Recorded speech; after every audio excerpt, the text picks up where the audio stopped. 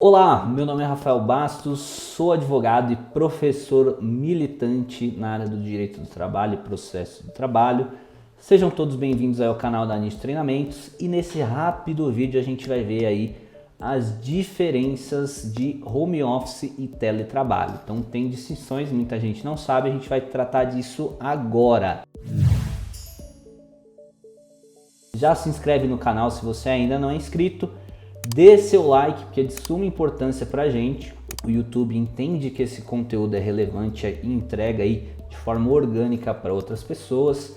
E a gente vai crescendo, alimentando o canal e trazendo mais conteúdo desses aqui para vocês. A ideia aqui é tratar sem juridiquês, tá? De uma forma clara, precisa, para que todos entendam. Então vamos lá, vamos dar uma olhadinha aí entre home office e teletrabalho. E a gente pode dar uma olhada aqui num primeiro momento no home office, né? O que é isso, Rafa? O que é o home office? Home office nada vai mudar aí na relação de trabalho, em relação na execução das atividades do colaborador junto à empresa. O que vai mudar, né? Apenas o local da prestação de serviço. E esse local é fora da empresa, ou na casa dele, ou ele vai trabalhar num café. Esse cara ele fica fora da empresa. Em regra ele vai para casa, né? Por isso que a gente usa o termo em inglês home office. Ele está trabalhando de casa. Então, o que muda aqui no home office? Muda apenas o local das atividades. O empregado não está em casa, não está na sede da empresa, ele está em casa, como eu estou aqui agora em tempos de pandemia, trabalhando da minha casa, ou seja, eu estou de home office. O que eu mantenho no home office? Olha, contrato de trabalho desse colaborador não muda em nada, ele vai manter ainda o horário de trabalho dele. Então, se ele trabalha das 7 às 4, ele vai trabalhar nesse horário. O horário de almoço dele tem escala, se tiver ele vai ter que respeitar essa escala, ele vai ter 1 hora de almoço para refeição e descanso. Se for um intervalo maior, também tem que ser respeitado isso. Então, o que muda no home office, leva isso para você, anota aí. O que muda no home office é o local da prestação de serviço, ou seja, empregado trabalhando na casa dele. Carga horária, jornada de trabalho, horário dele, né? Horário de almoço, tudo isso é mantido, beleza? Inclusive hora extra. Se ele passou do horário, está trabalhando ali, vai gerar hora extra normalmente. Agora, e o teletrabalho? Vamos dar uma olhadinha? Teletrabalho foi introduzido aí, né, com a reforma trabalhista. Então, a reforma trabalhista trouxe o conceito aí de teletrabalho. E é considerado como teletrabalhador o empregado que presta a maior parte de seus serviços em sua residência ou em outro local diverso do estabelecimento de seu empregador e que possa comunicar com ele por meio de tecnologias da informação, comunicação, e-mails, WhatsApp, SMS, Zoom, o que seja. Então aqui, olha, ainda está praticamente igual, né?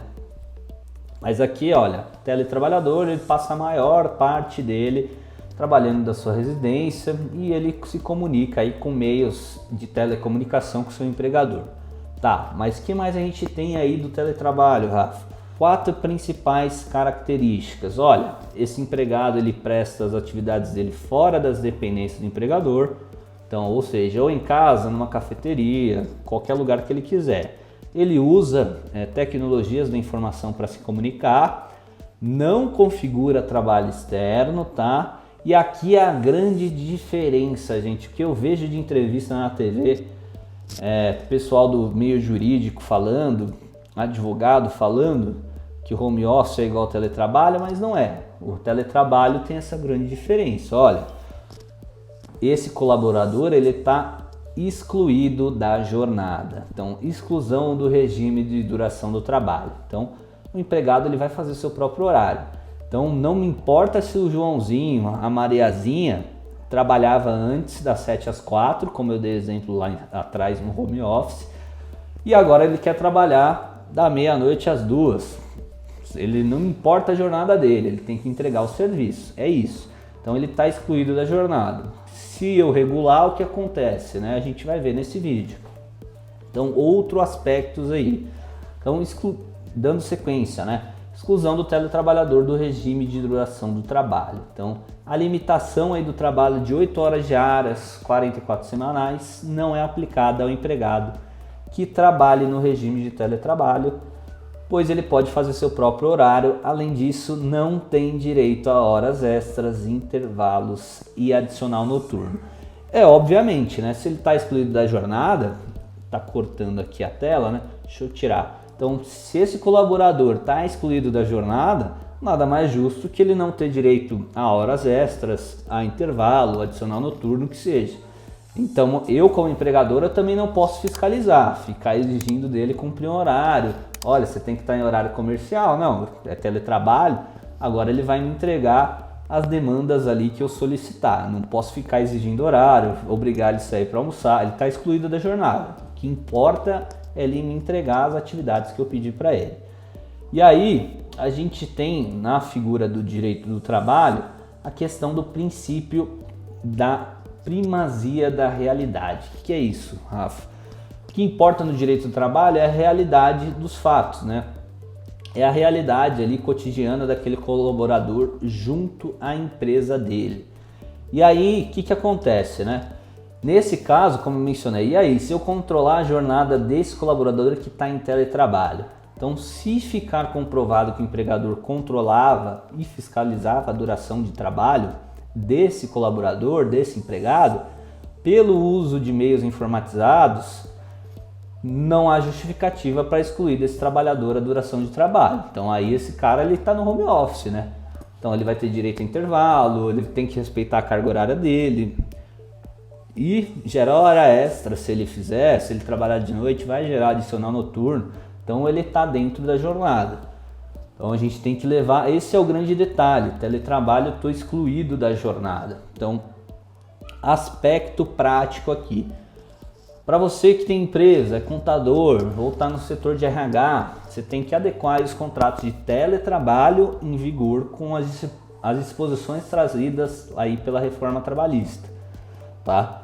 Então você vai ter que comunicar o empregado com um aviso prévio e mediante aditivo contratual. E o home office? Da mesma forma, tá? Mas é algo mais simples, o que vai mudar é só o local da prestação de serviço. Formalidades, né? A gente tem que colocar esse colaborador aí, fazer um aditivo com ele, né? Para fazer aí a alteração do contrato, né? Tem que ter a concordância das partes, haver um acordo por escrito, né? De forma, um aditivo contratual, isso eu já falei, mas estou pontuando aqui agora com vocês. Tá? Seguindo a nossa lousa aqui, comunicação, vamos ver esse prazo aqui. Falei que não ia ver, mas a gente vai ver sim, que eu esqueci, tinha colocado no slide. Mas vamos lá, olha, prazo de transição, né? O empregador tem que conceder aí prazo mínimo de 15 dias para o trabalhador realizar essa transferência. No caso do teletrabalho, no home office não tem dispositivo legal, gente. Então aqui é taxativo na lei. Olha, vou colocar um colaborador em regime de teletrabalho. A gente comunica ele num prazo de 15 dias, faz um aditivo contratual, ele tem que consentir com isso e aí sim, beleza. Ele entra nesse regime, tá? E responsabilidade, essa é uma dúvida que todo mundo me pergunta, quem é o responsável aí pela aquisição de equipamento, uma cadeira, um computador, ou até mesmo arcar com a infraestrutura, seja de energia elétrica, esses custos adicionais que vai acabar ocorrendo, né? Energia elétrica, às vezes o empregado não tem internet, quem que arca com isso? Então, olha, não tem nada na lei falando a responsabilidade. O que a lei diz, né? Que eu tenho que acordar isso com o colaborador, com o empregado. Então, tem que ter uma previsão nesse aditivo contratual se eu vou arcar com esses custos ou não. Se eu só vou conceder minimamente ali os equipamentos para ele trabalhar, o resto do empregado vai ter que, digamos, se virar, né? Então, a lei aí, ela não prevê a obrigação de empregador arcar com esses gastos, nem de reembolsar o trabalhador pelas despesas efetuadas. É isso mesmo. Não tem nada na lei, vocês não vão achar nada. Pode ser que tenha alguma decisão judicial de um tribunal regional do trabalho nesse sentido? Pode sim. Mas pela lei não é obrigado, se não é obrigado, a empresa não precisa pagar. Então, resumindo aqui a nossa situação, home office, o empregado está trabalhando em casa, jornada de trabalho mantida, horário, inclusive intervalos. tá? Ele está dentro da jornada, ele está dentro aí das regras de jornada do trabalho. Teletrabalho é empregado preponderantemente fora da empresa, não caracteriza trabalho externo, ele se comunica com seu empregador por meios digitais, mas esse cara ele está excluído da jornada, então não importa que horas ele vai trabalhar, importante ele entregar as demandas. Tenho que fazer mediante um contrato escrito. Home office não tem na lei, mas em regra é bom fazer esse contrato escrito. Home office não tem prazo, então ao meu ver é mais uma negociação ali entre empregador e empregado, e o empregado vai trabalhar de casa, vai manter o resto do contrato de trabalho dele.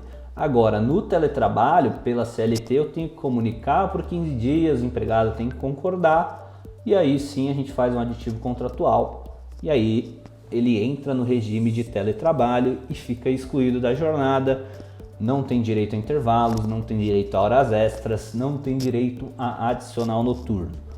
Basicamente é isso, então comenta aí para mim o que você achou desse vídeo, qual é a sua opinião sobre o tema.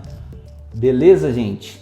Eu fico te aguardando aí para os próximos vídeos, então se inscreve aí no canal da NIT, dê seu like e até a próxima. Fui, um abraço, até!